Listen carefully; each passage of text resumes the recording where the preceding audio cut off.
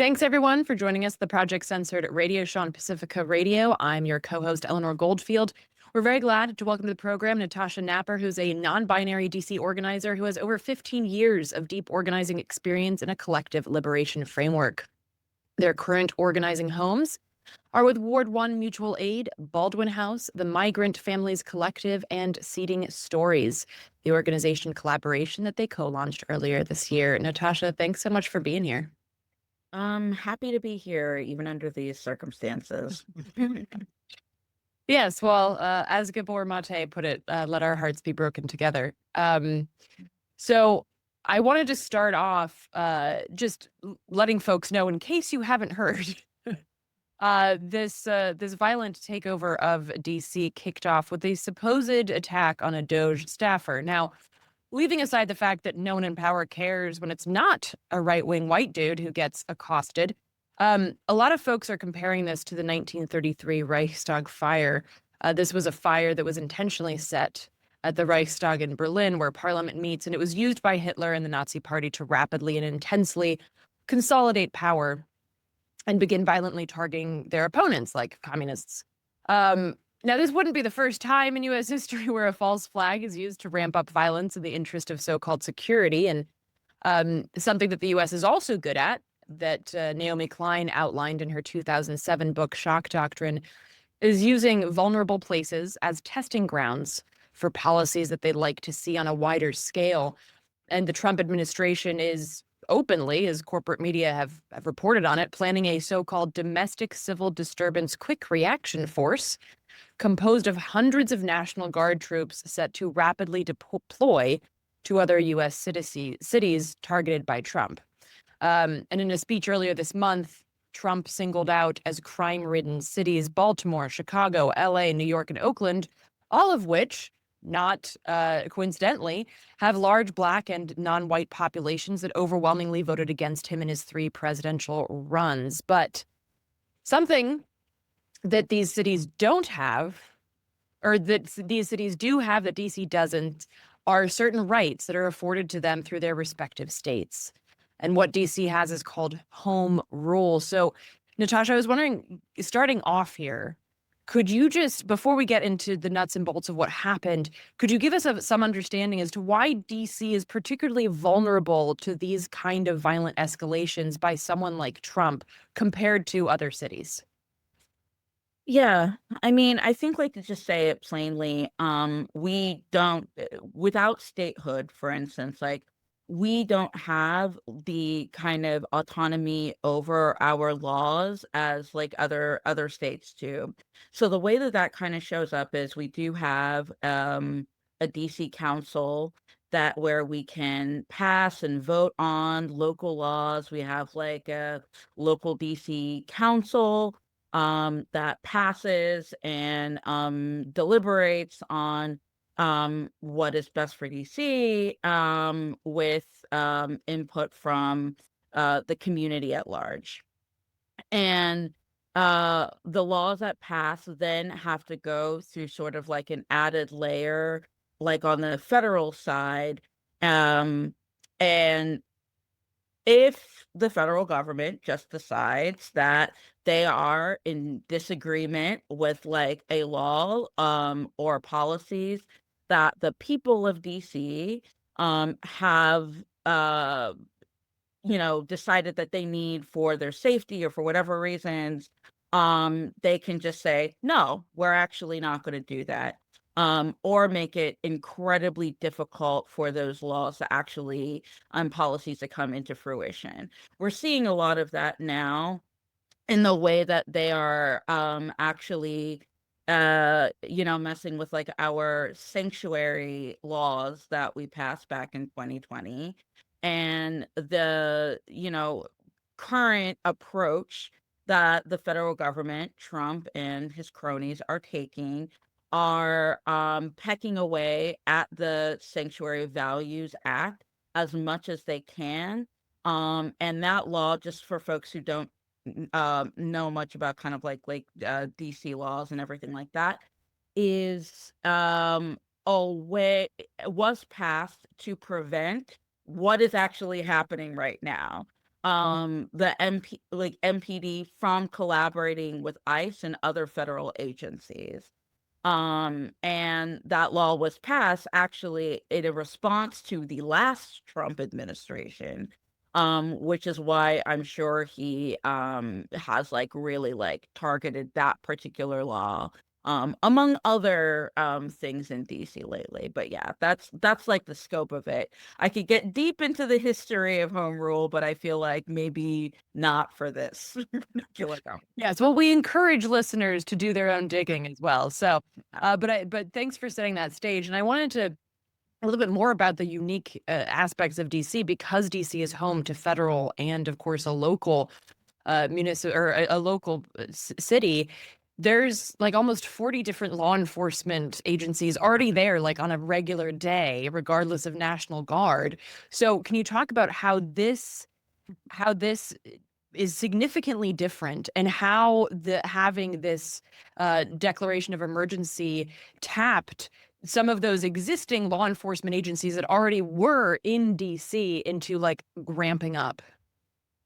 Yeah, so you're really not kidding when you say that we really do have like that many police. Like I really like to tell people that again, like you said, like on a good day, um DC has the most police per capita than any other jurisdiction that exists in on American soil, period. There's nowhere that comes close. Um and you know right now, the way that that is looking is there ha on a even during the height of 2020, the summer of 2020, when there were police just crawling over DC. I'm telling you this as like a person who has lived and organized in DC for, like we said earlier, like 15 plus years. And I have seen the gamut of so many different like uprisings and different things that have happened. I have never seen this scale of policing in my neighborhood in my life. And it's hard to even sort of like, quantify the level of harm that is causing, but the way that that looks is, I'm just, like, walking home from a friend's place, on whatever night, along let's just say for people who aren't kind of familiar with DC, one of the areas in DC that is like a hot spot for police activity has been the Ward 1 area where I live and I do most of my organizing in large part because that's where much of the migrant community is. And so, and I both mean from like the Latina and like African diaspora. So I'm walking along in Ward 1, between like the checkpoints that they set up, um, between just like on any given street, just like 2 nights ago, I'm like walking down a street that normally, quite honestly, I do see like a cop car or two. Like the whole street is just lined up with like Metro Transit police cop cars. They're like various different federal agencies are crawling all over all of the time. And while you probably can assess that, because DC is such an overly surveilled city, there's always been some level of like federal agencies sort of like being like watchers of, certain communities, right? But not out and open to this degree ever before that I have seen. And there has just been no sort of like restraint in who they're stopping, who they're pulling over. It's obvious who they're targeting, but I'll just say it out loud. It's, migrant communities, unhoused people, black and brown youth, sex workers. Those are the people that are actually like receiving the brunt of what's happening. And if you fit into those buckets, you can guarantee that if you are walking down the street in Ward 1 at any given time, there's a pretty good chance that like you could be the one that they pick that day. The arrests have I don't really know what like the current number is, so I don't really want to like misquote and misspeak, but like um Bondi was like bragging about their it being in like the hundreds. You know what I mean?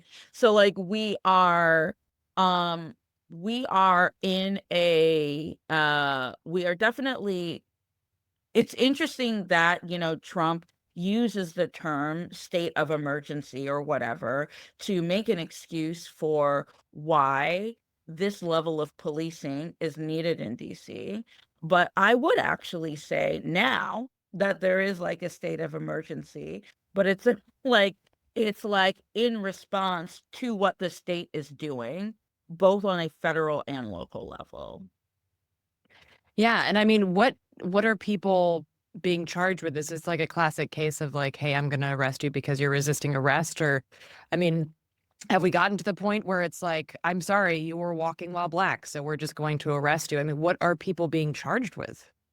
I mean, for checkpoints, right? Like people don't that they're people are being stopped for just like questioning them about where they're going and what they're doing. And it is really in order to uh be able to take people and find charges like later, you know? Um in the stops that I know about where people have been stopped for various things, like it hasn't really been about a crime, quote unquote, that somebody has done. And for the I know like the first night that the checkpoint started, which I know got kind of made national news. And quite frankly, I think, it happens rarely for DC when like the policing things that we experience make national news. But for those checkpoints, it's not like they were stopping people saying like, we think you've committed a crime. They were stopping people as just like a precautionary measure, and um digging up any excuse they can to arrest people. I'm sure like I know you saw like what happened to like my comrade Afeni, um getting arrested while trying to protect some youth who are being harassed by police at a local DC Metro stop. And that is more of what we're going to see. And honestly, now that I'm bringing up the fact, the thing that happened with Athene, that's really been on my mind a lot, not just because like she is a person that I am, really hold a lot of solidarity and love for, and I'm just so angry that she had that experience. But that was a warning to organizers and other community members that try to do anything to get in the way of what police are doing, and saying like, next it could be you. And it was why it was so important for community to show up for Afeni the way that they did, to show we are actually not going to just let you do this quietly. We're not going to let you get away with this. But we are going to likely see an escalation of organizers and community members, activists being targeted for pushing back against these policing tactics that are again really impacting like our most vulnerable people. And like Afeni said so beautifully, and I'm just going to paraphrase like all the beautiful things that she said like when she was released, but Afeni is a person that has a deep community of people, a lot of people who know and love her. She's got like such a huge following. So she is in the position to like get to make sure that like a large community of people show up. what happens next time when it's like some kid that like wants to stick up for like their neighbor that's being harassed and they don't have that like access to that? What happens to them? What happens to how they're disappeared? So, uh, yeah, it's really scary. And yeah, that's a I know that was a lot, but that's a bit about what I know and see we're experiencing here in the community. Yeah, absolutely. And folks might recall we had Afeni on a show earlier this year, and have long appreciated her work as well. And I wanted to kind of zoom out while also keeping the focus on DC, because in a recent Truth Out article, Kelly Hayes wrote about what we're seeing now is not the rise of fascism, but its enactment. And I know that you and I have talked about this before, the importance of not framing Trump like he's this unique, aberrant factor in US politics. Yeah. And I'm curious, what's your take on this, on contextualizing what you're seeing in your home place right now against the larger backdrop of US politics? Yeah, I mean, DC, the United States of America, our government specifically, are occupiers, right? Like that's like the whole basis of how the United States empire even came to be. Um, there has been such a history of occupation across Latin America, Africa, and beyond. And obviously Palestine, right? So, I think it is actually deeply important that when we are talking about what is happening, that obviously we should highlight that this is an escalation of which DC in recent history has not experienced in this way. I think it is like that is the reality, and we do have to be honest about that. But we cannot act like this is happening in a vacuum, and that we need to also pay attention to the global rise of fascism that is happening across the globe, and how this is like a piece of a larger, dangerous setup that is happening right now. And it's why it's so important that, like, when we are talking about what is happening in DC, and when we talk about what is happening in the United States, that we cannot disconnect it from the oppression and occupation that folks are feeling and experiencing across the globe.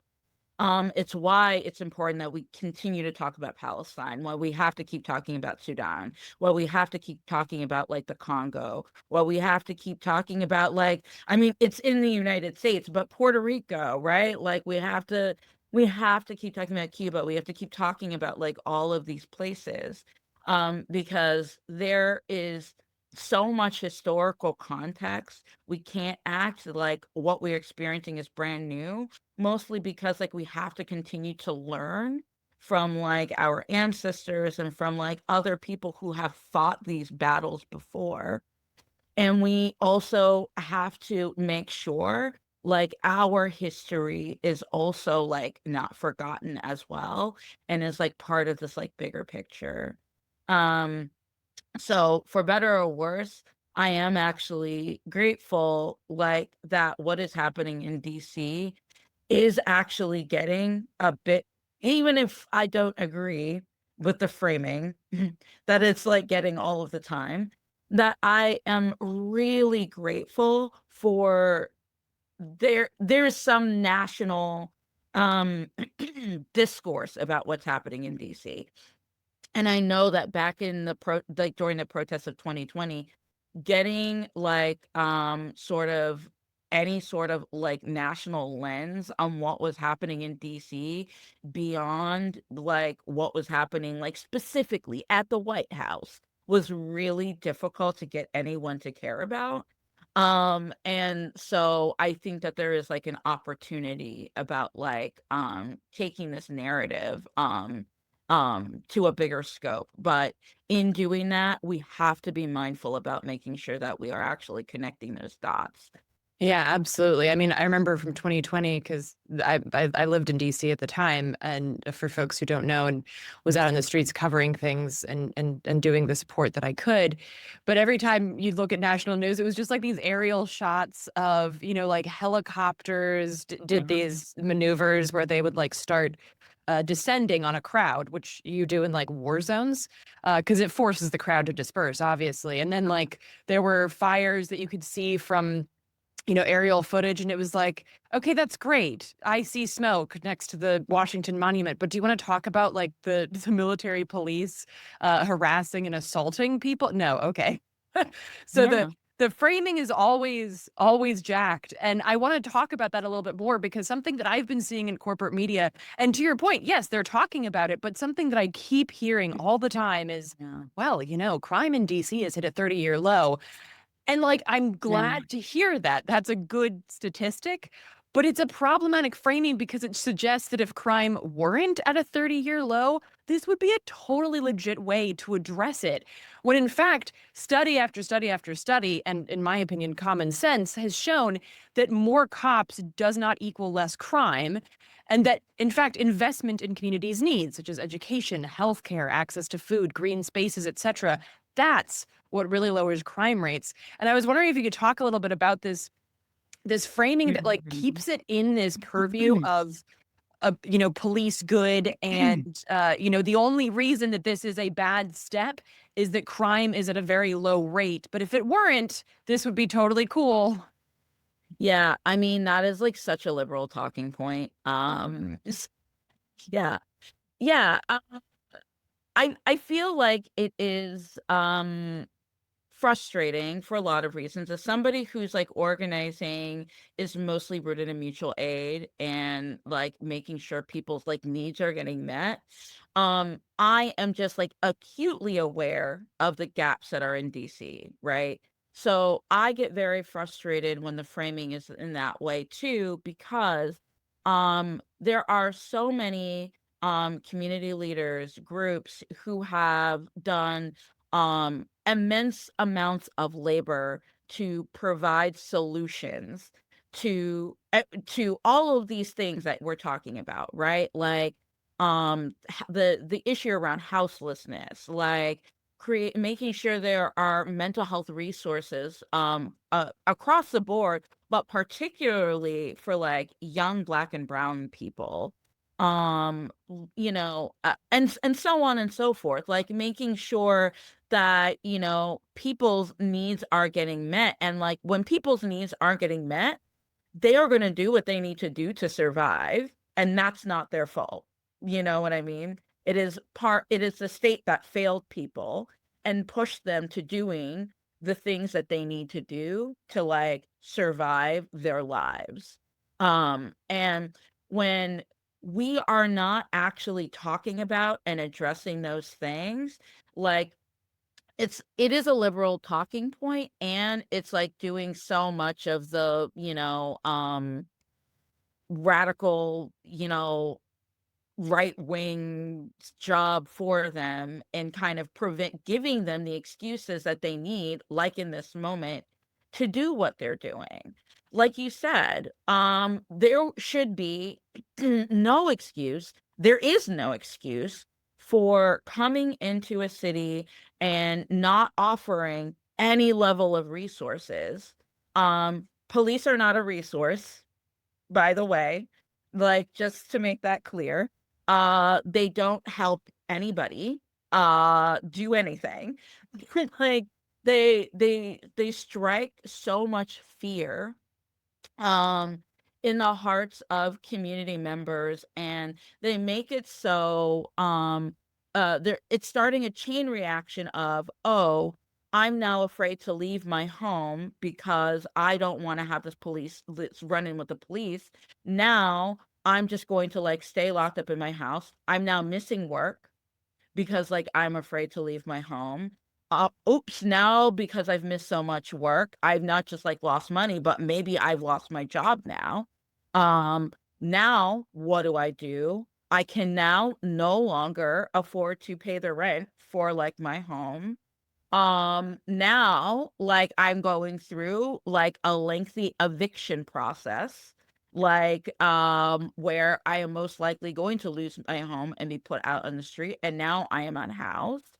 And there are no resources now for me. It is either I now live on the street, go to a shelter, which are like extremely unsafe environments, like across the board, where people, again, you just have like a room of folks who are fighting for resources, right? In the most extreme circumstances. Like, we are, by doing this, something like this occupation, we are furthering to create the poverty that they are saying led to what they're doing in the first place. It's not solving anything. It's actually making what the perceived problem that they're talking about a larger one. And so it is important that we, both the media needs to be better about how they are framing this, but I'm also going to take it a step further and just say, I've even been in community meetings where people, who are even on the side of like, police shouldn't be here, like this is like a problem for our community, people are afraid, but there's still so much framing around like needing to have like the perfect victims, you know what I mean? Like, and I extend this to people who are, you know, out on the street smoking pot or doing like whatever, right? Like, people just taking up space in their own neighborhood. Um, and folks viewing the respectability of viewing like, oh, these are like hard workers that like don't that aren't breaking any laws, that deserve to be like left alone. Like, I don't need to actually be like a hard worker doing anything to actually deserve to be safe. You know what I mean? Like, people should actually just be able to like just take up space and be fine, and maybe mess up here and there, in whatever way that looks like, and still deserve to not be violently assaulted by the police, you know? Yeah. I mean, it reminds me of Muhammad Al-Kurd's book, Perfect Victim. And if you look at the first page, it just says, even if, even if, even if. And when I went to go see him at a book talk here, he said that's to say that even if all of the things that you say about us are true, you still can't commit genocide and ethnic cleansing. Like, it doesn't give you, like, even if, and it's not true, but even if it were, like, yeah, still doesn't give you the right. So, like, even if people were quote unquote lazy or whatever, it doesn't give you the right to create a police state. So it's absurd across the board. And I wanted to, because we only have a few minutes left, and I wanted to ask you about the status right now for folks listening. We're recording this on Monday, August 18th. So by the time this airs next Monday, of course, things will have changed. So don't come at me from the future to tell me I've missed something. But so on Friday, the 15th, a federal judge blocked Trump's bid to seize control of the Metropolitan Police Department. But as Breakthrough News reported, the order still compels DC to enforce immigration laws, as you pointed out, share data with federal agencies, and crack down on quote unquote homelessness. And as I understand it, National Guard are still there. So could you talk a little bit about what the status is right now, and also what the mutual aid response has been, understanding that you can't go up and fight National Guard. So how are you showing up, and how are you asking folks to show up in these times? Yeah. So there has been, what's really hard to kind of pin down in terms of like what's happening. It's like it is like a completely changing like landscape, and push and pull between Mayor Bowser and Trump. Um and Bondi's in there too. I mean, is Um Bowser still in Martha's Vineyard just chilling, or like did she take Lee, you know, he deserves a break, guy. So she does not. She did not. She does not. Um, yeah, so I think w- basically where things are at are, um the government, to your point, the federal government can compel the local government to share data, share information, collaborate, and all of that.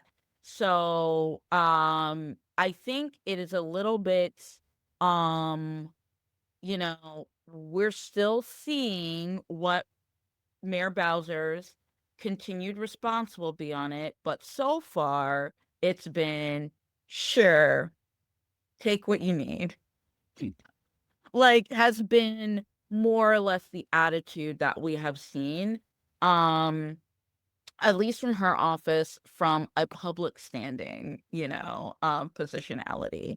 So, I think, like, at the moment, um, there has just been, like, a lot of pressure, and so far, we're still seeing, like, plenty of, federal agencies, and federal agents, specifically police, throughout, like, the community today, like, it's still there. It's still very, very escalated.